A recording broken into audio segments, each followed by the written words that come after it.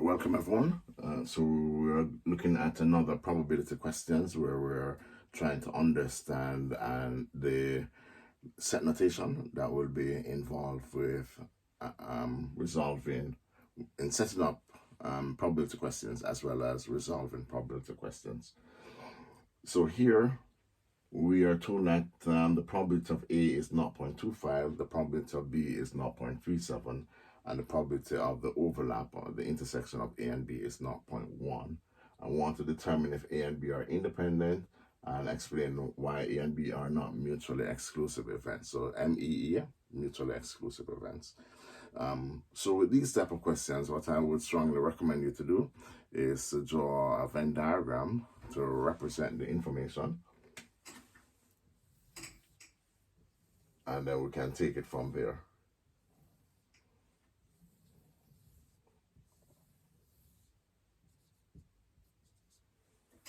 All right, so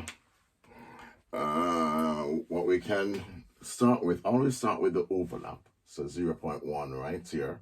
Then fill out this space, which will be 0.1 less than 0.25, so 0.15. Then fill out this space for B only, which is going to be 0.1 less than 0.37, so 0.27.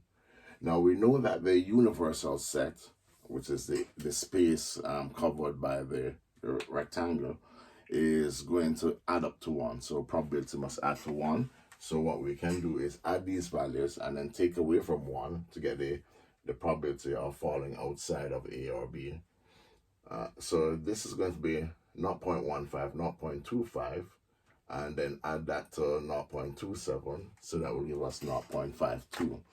And then when we take that away from 1, we're going to get 0.48. Now they ask us determine if A and B are independent. So from previous video, I introduced the condition for independence, which is that probability of A intercept B must equal to the probability of A times the probability of B. So question mark over the equal sign, we're not sure. So let's check.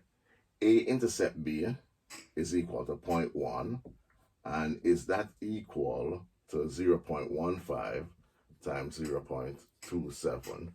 So when we work out 0.15 times 0.27, we do get 0.0405.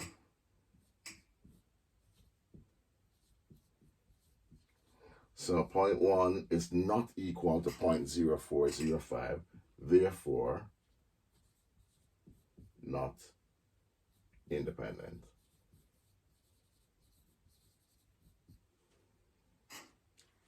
And that would conclude the presentation for that question. Do note that these type of questions, they do carry a communication aspect with them. So you do need to state your conclusion in the light of the context of the question.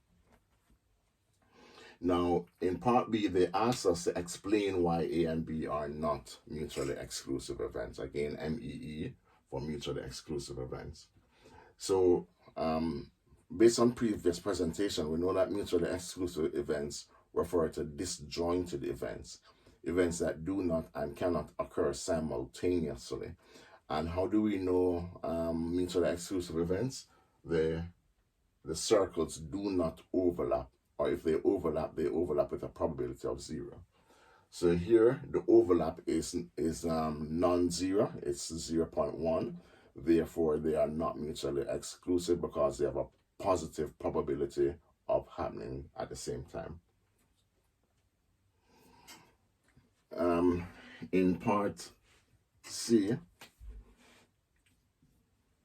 so let's flesh this out a little bit further.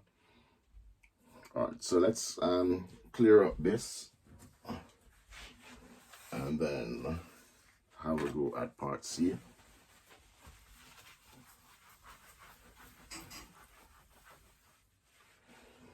All right, so we're told that if the probability of C is 0.15 and A and C are mutually exclusive and B and C are independent, solve for that information.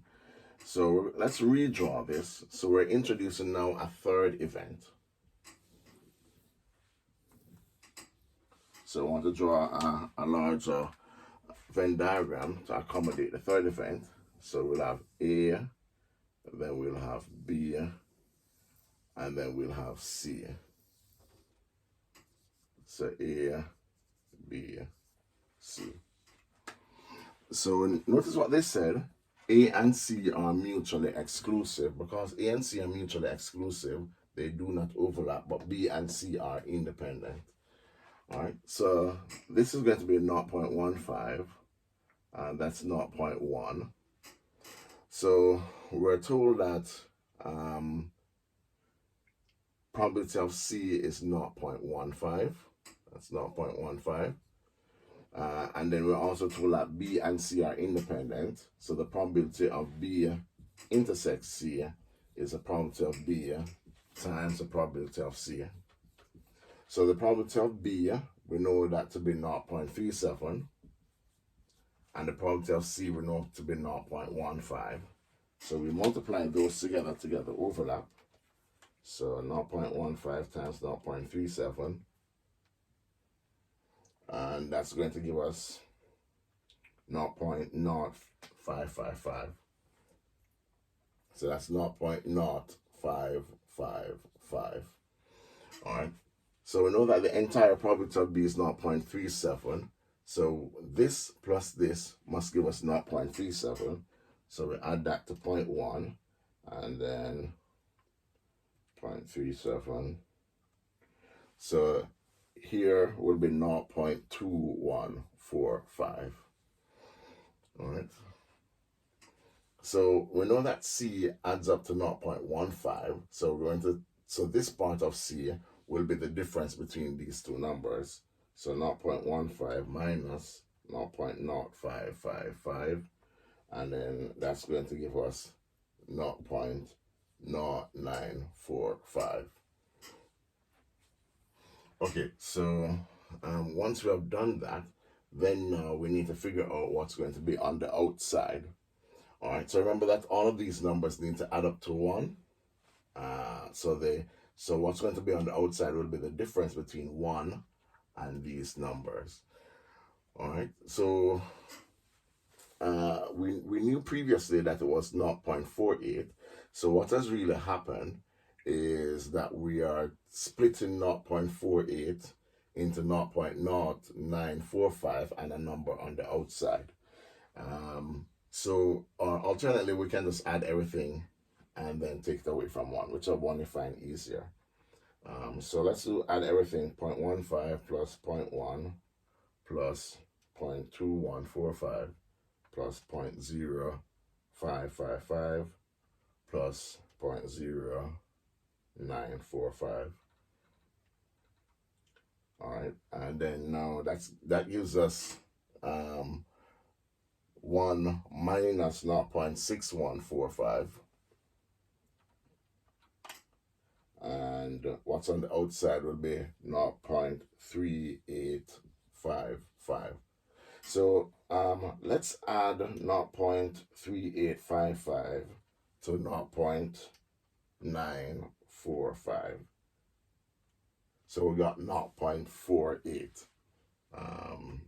So when we introduce C, we are partitioning the 0.48 into two values. Where part of it will go to C and the other part will remain unaccounted for or outside of A, B, and C. All right, so let's brighten this up a little bit. A, B, and C. So we can now go to the question, find the probability that A complement intersect B complement union C. So remember what I said earlier, A complement intersect B complement can be understood as the probability of A union B complement and then union C. So A union B complement is everything outside of A and as well as outside of B.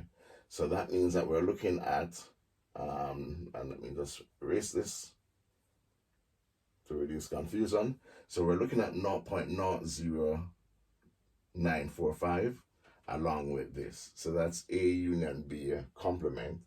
So that bit and that bit, and then union C. So we're going to introduce everything else that is in C without repeating anything. So we have accounted for this part. We have accounted for this part, but we have not accounted for that part. So we'll be looking at this plus this plus this. So it's going to be equal to 0.0555, 0.0945, and 0.3855.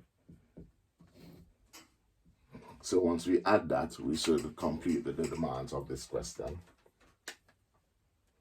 All right, so that's 0.0555 plus 0.0945 plus 0.3855. All right, so you can leave your answer as a fraction or as a decimal, whichever one you prefer. So 0.5355. And that completes this question.